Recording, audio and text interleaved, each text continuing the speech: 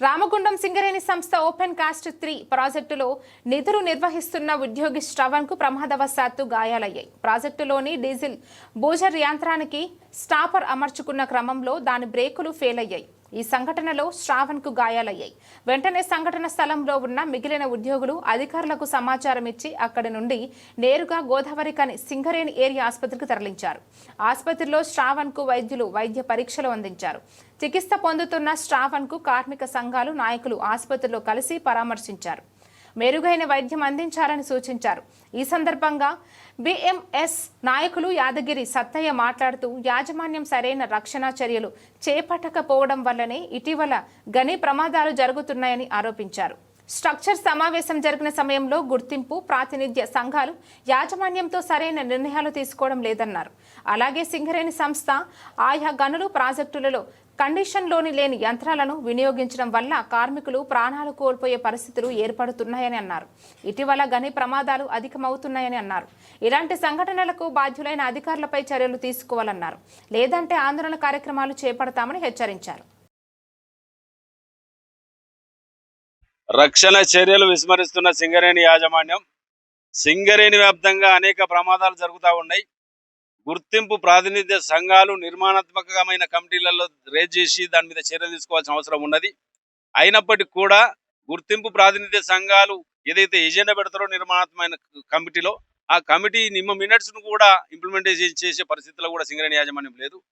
ఇవాళ కండిషన్ లేని డీజిల్ బూజర్లు కానీ, కండిషన్ లేని డంపర్లు కానీ, కండిషన్ లేని డోజర్లు కానీ, కండిషన్ లేని ఎస్కార్ట్లు కానీ, కండిషన్ లేని అన్ని మిషనరీ అంతా కూడా కండిషన్ లేకుండా ఎక్స్పైర్ అయిన మిషన్లతోటి ఉత్పాదకత అని చెప్పేసి సింగరేణి యాజమాన్యం ఇవాళ భుజం మీద తుపాకీ పెట్టి ప్రొడక్షన్ తీయాలనే ఏదైతే ఉంటుందో అటువంటి ఆలోచన విధానం సింగరేణి యాజమాన్యం మానుకోవాలని చెప్పేసి సింగరేణి గవర్నమెంట్ కార్మిక సంఘ బీఎంఎస్ తరఫున మేము డిమాండ్ చేస్తా ఉన్నాం.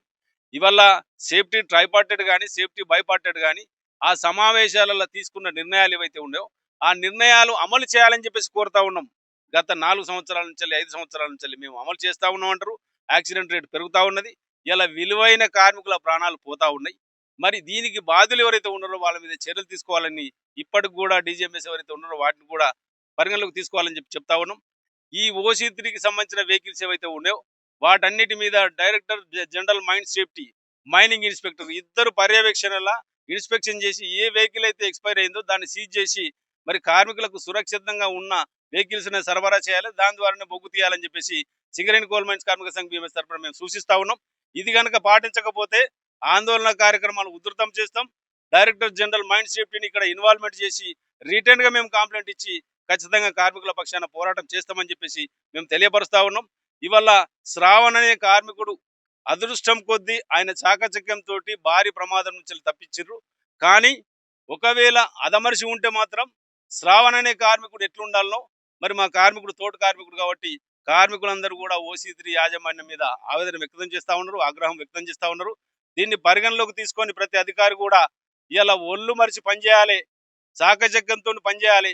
ఇవాళ మీరు సేఫ్టీకి సంబంధించిన రక్షణ చర్యలు ఏవైతే ఉన్నాయో వాటిని అమలు చేయకుండా ఏమన్నా ఉంటే బూట్లు ఉన్నాయా, టోపీలు ఉన్నాయా, ఇవి ఉన్నాయా, అవి ఉన్నాయా అని చెప్పి చెప్తా ఉన్నారు. వీటన్నిటిని కూడా మీరు పరిగణలోకి తీసుకొని ఖచ్చితమైన హామీతోటి ఇవాళ ఉత్పాదకతను తీయాల్సిన అవసరం ఉన్నది. కాబట్టి నిర్మాణాత్మకమైన సేఫ్టీ సమావేశాలను నిర్వహించి దానికి సంబంధించిన ఆలోచన విధానం అన్ని జాతీయ కార్మిక సంఘాలను సేఫ్టీ ట్రైపార్టెడ్ సమావేశం త్వరలోనే ఏర్పాటు చేసి మరి దానికి సంబంధించిన సమాలోచనలు కూడా మేము ఇవ్వడానికి సిద్ధంగా ఉన్నామని చెప్పేసి సింగరేణి గవర్నమెంట్ కార్మిక సంఘ బీఎంఎస్ తరఫున మేము తెలియపరుస్తా ఉన్నాం.